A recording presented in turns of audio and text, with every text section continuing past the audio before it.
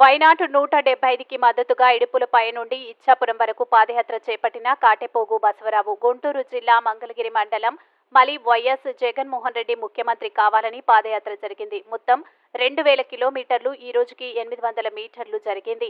చౌడేపల్లిలో పాదయాత్రకు మద్దతుగా చౌడేపల్లి మండల వైఎస్ఆర్సీపీ నాయకులు సంఘీభావం తెలపడం, మాజీ S commissioner member Kattepogu Basavarao సంఘీభావం తెలపడం జరిగింది.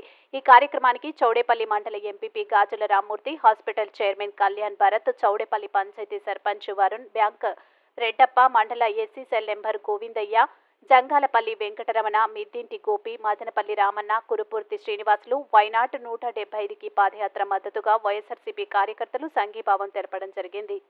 ప్రతి నియోజకవర్గంలో వైఎస్ఆర్ కాంగ్రెస్ పార్టీ జెండా రెపరెపలాడాలని, ఈ రాష్ట్రానికి జగన్మోహన్ రెడ్డి గారు ఎందుకు అవసరం, జగన్మోహన్ రెడ్డి గారి మీద మనం ఎందుకు నమ్మకం ఉంచాలనే విషయాల మీద ప్రజల్లోకి వెళ్ళాలనే ఒక ఉద్దేశంతో నేను ఈ పాదయాత్ర చేపట్టడం జరిగింది. ఇవాళకి దాదాపు 40 రోజుల పాదయాత్ర చేపట్టి ఈ రోజుకి 700 కిలోమీటర్ల పాదయాత్ర పూర్తి చేసుకోవడం జరిగింది. ముఖ్యంగా 5 కోట్ల మంది ఆంధ్ర ప్రజానీకానికి శిరస్సు వంచి మీ పాదాలకు నమస్కారాలు తెలియజేసుకుంటూ, జగన్మోహన్ రెడ్డి గారికి ఎందుకు ఓటేయాలి, జగన్మోహన్ రెడ్డి గారిని ఎందుకు గెలిపించాలి, 170 స్థానాలకి ఎందుకు ఆయన కానుకగా మనం ఇవ్వాలి. జగన్మోహన్ రెడ్డి గారి రాష్ట్రానికి ముఖ్యమంత్రి అయిన తర్వాత ఒక కరోనా మహమ్మారి, నాకు తెలిసి బహుశా ఎప్పుడు లేని విధంగా ఈ రాష్ట్రంలో ఒక స్థితిలోకి రావడం జరిగింది. కరోనా మహమ్మారి దేవుడు కూడా అగ్నిపత్తి పెట్టాడు జగన్మోహన్ రెడ్డి గారికి. నువ్వు కుర్రాడివి, చిన్న వయసులో ఉన్నావు, నువ్వు ఏ విధంగా కంట్రోల్ చేస్తావని చెప్పేసి భగవంతుడు కూడా సాక్షాత్తు ఒక అగ్నిపరీక్ష పెట్టడం జరిగింది. ఈ అగ్నిపరీక్షను జగన్మోహన్ రెడ్డి గారు స్వీకరించడమే కాకుండా కరోనాని ఏ విధంగా కంట్రోల్ చేసింది, కరోనా వచ్చినటువంటి వ్యక్తులను ఏ విధంగా ట్రీట్మెంట్ ఇప్పించింది, నయమైన తర్వాత వారికి పండ్లు ఫలాలు ఇచ్చి డబ్బులు ఇచ్చి ఏ విధంగా సహాయం చేసింది, మన బిడ్డల ప్రాణాలు ఏ విధంగా కాపాడింది, మన ప్రాణాలు ఏ విధంగా కాపాడింది మనం కళ్ళారా ప్రత్యక్షంగా చూసాం. ఇది ఇందులో ఎటువంటి సందేహం లేదు.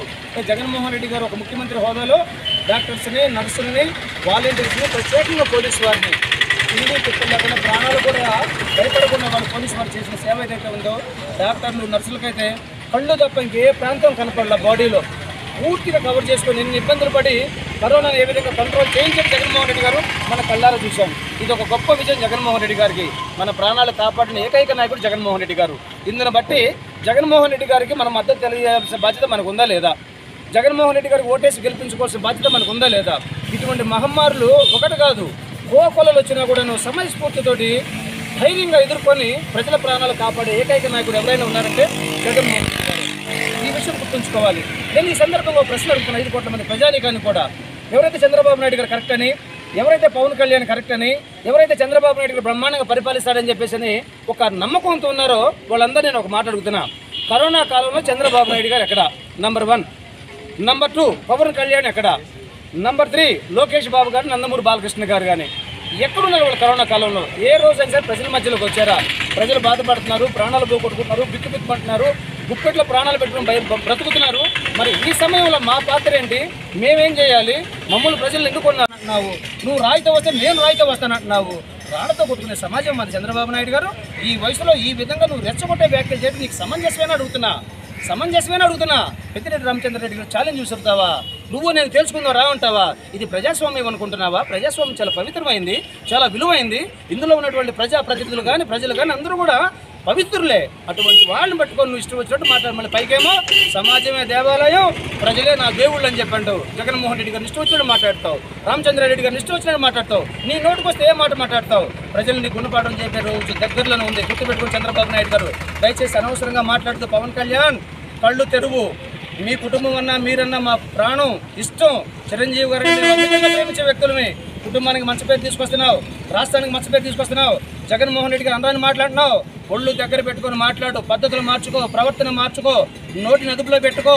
ఎందుకైనా నీకు మంచిది, నీ కుటుంబానికి మంచిది సందర్భంగా నేను హెచ్చరిస్తూ ప్రజలకు ఒకసారి మనస్ఫూర్తిగా వినయంతో విజ్ఞాపన చేసుకుంటూ ఫ్యాన్ గుర్తు మీద ఓటేయండి.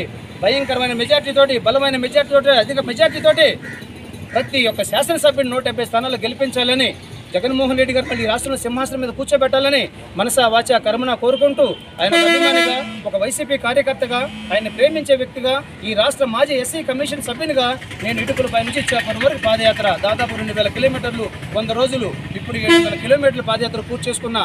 నా ఆరోగ్యం కూడా బాగుండాలని నా కోసం ప్రార్థన చేయమని ప్రతి ఒక్కరు పేరు పడుకున్నా. సర్పంచ్ గారు ఉన్నారు, తమ్ముడు